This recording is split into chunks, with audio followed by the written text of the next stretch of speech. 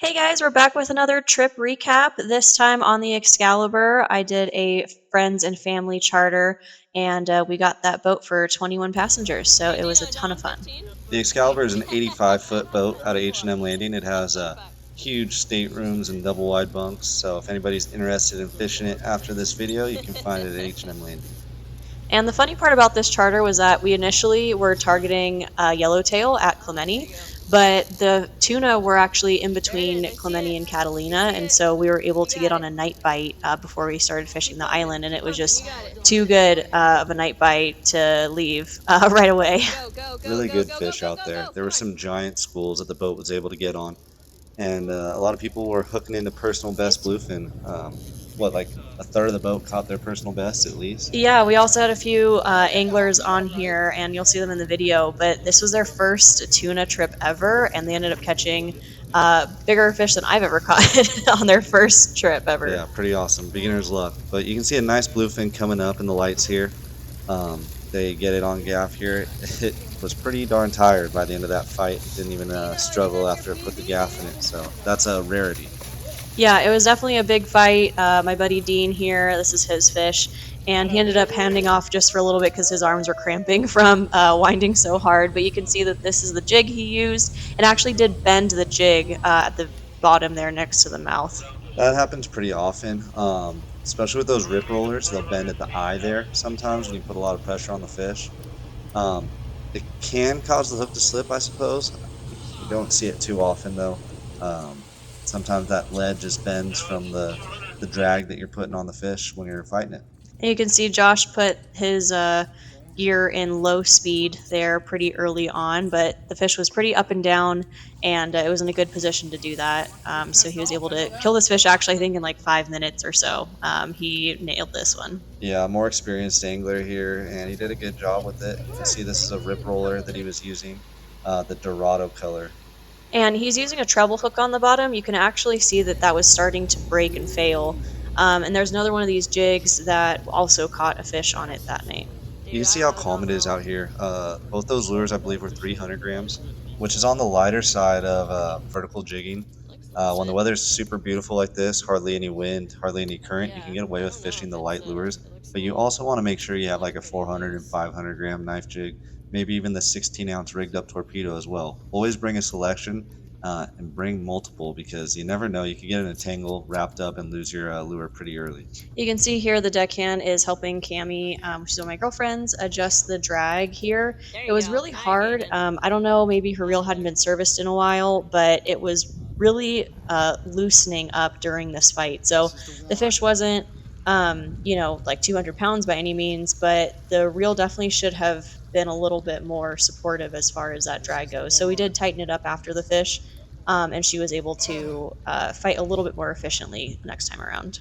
And that'll happen sometimes when you're fighting a big fish as your drag, even if it was set properly before the fish, which hopefully it was, it'll loosen up.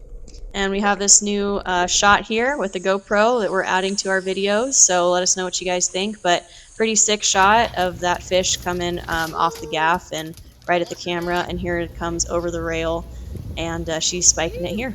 Yeah, she's putting that spike through the brain there just to kind of put the fish out so it doesn't bang around and stuff. I guess you could call it a little bit more humane. It's good for the meat as well. When you get these big fish on deck, you're going to spike its brain. You're also going to bleed the fish. You can do that pretty easily by putting a cut in the gills there. And we had this family here in the shot. They ended up catching their personal best. I think it was around just shy of 200. And this fish that my brother is fighting right here was actually caught on the Eddie Bomb as well. Yeah, that Eddie Bomb's been producing, especially on these big fish. You can see this underwater shot again, all the pyrosms that tend to be in the area where these bluefin are lighten up. It almost looks like Avatar. Yeah, it's kind of cool to see the underwater shot of them. And again, they don't sting you, so if they come up on your line, it's no problem. Just kind of shake them off. Yeah, you see them pile up on the line sometime when Hmm. the fish takes off and the braid's cutting through the water. They'll pile up on that braid.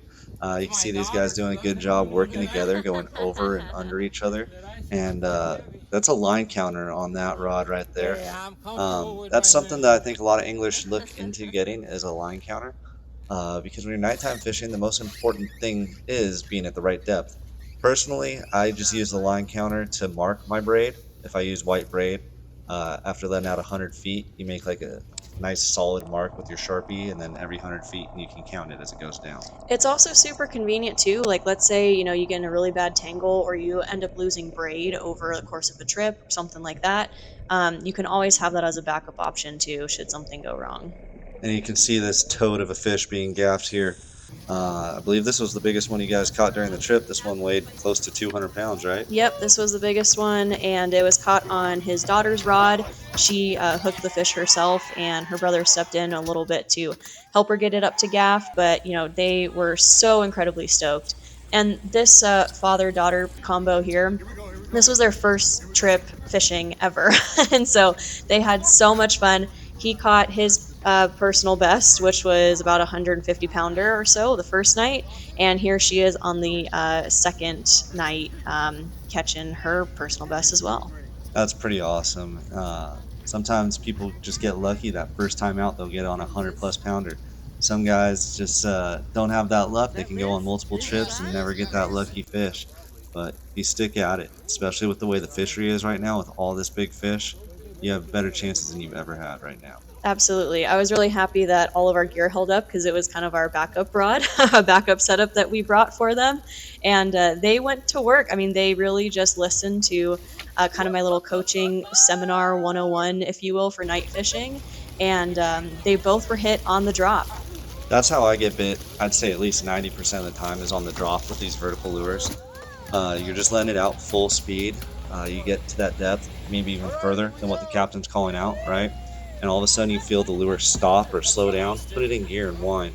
You're not going to hit the bottom, not in these areas where we're fishing. That's what I tell people. It's like, if you think you hit the bottom, you got to fish.